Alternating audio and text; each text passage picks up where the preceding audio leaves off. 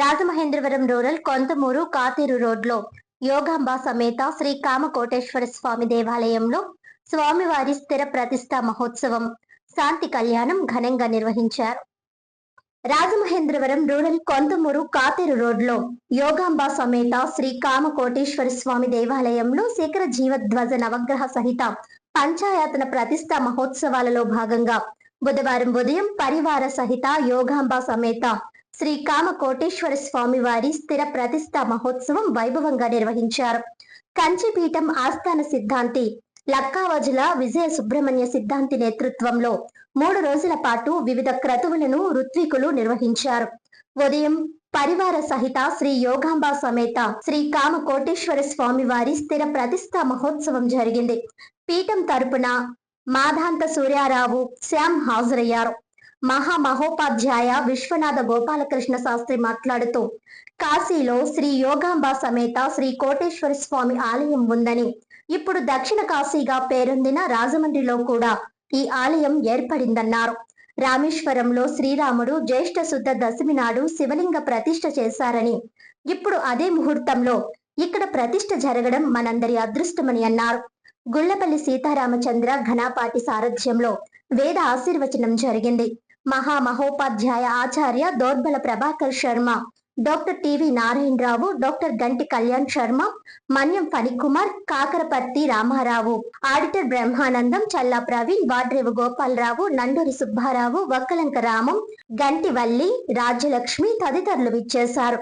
Rural MLA Gorantla Butchaiah Chowdary, YCP నాయకురాలు Jakkampudi Vijayalakshmi, Pantham charitable trust chairman Pantham Kondalarao, tourism corporation director Vasireddy Rambabu తదితరులు విచ్చేసి దర్శనం చేసుకున్నారు. ఈ సందర్భంగా ఎమ్మెల్యే గోరంట్ల మాట్లాడుతూ, ఈ ఆలయానికి అవసరమైన అభివృద్ధికి తన వంతు కృషి చేస్తానని ఆయన ప్రకటించారు. ప్రతిష్ఠా కార్యక్రమం పూర్తి కావడంతో పూర్ణాహుతి అనంతరం శాంతి కళ్యాణం నిర్వహించి అందరికీ అన్న ప్రసాదం అందజేశారు.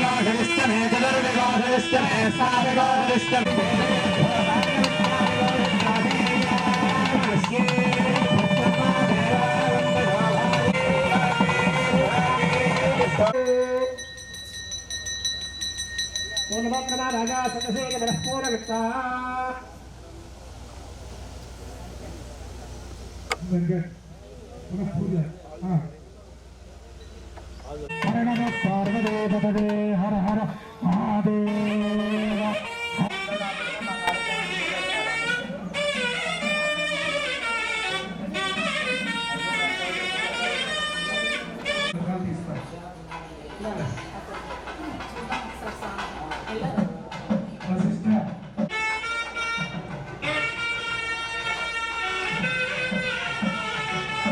అవతారాలు అయ్యాయి కదా, వీరభద్రుడు అవతారం అది.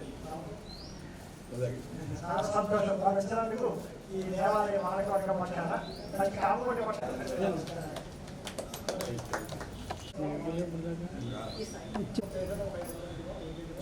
రీజనబుల్ రేట్లు తెలియచేయమని నేను అడగను.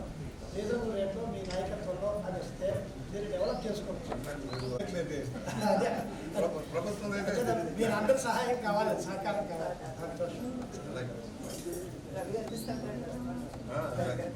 ఆయన అడవిలో ఉన్నాడా?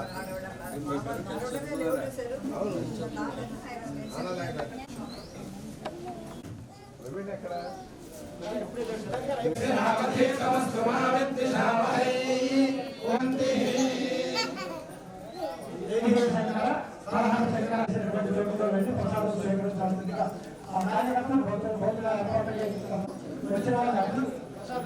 వెళ్లాల్సిందిగా విజ్ఞప్తి చేస్తున్నాం. కార్యకర్తలు వాళ్ళకి సహకరిస్తారు. ఎవరి వ్యవస్థ బట్టి వాళ్ళకి కూర్చొని ఫోన్ చేసే వాళ్ళకి కూర్చొని ఆసనాల మీద కూర్చునే వాళ్ళ ఆసనాల మీద ఆ వ్యవస్థ ఉంది. వాళ్ళు వారి భగవాన్ అనుసరించి వాళ్ళు యథాసంపదంగా ప్రసాదం చేసి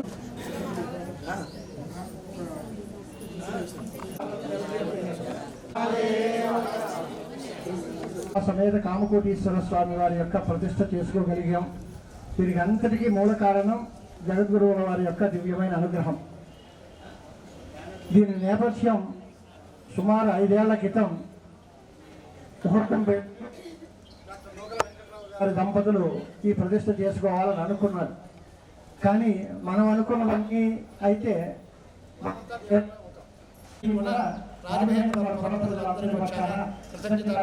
నమస్కారాలు అర్పిస్తున్నాము. వారు ఇక్కడ జరిగే కార్యక్రమాలంటే శ్రీవారికి నిర్వహిస్తారు.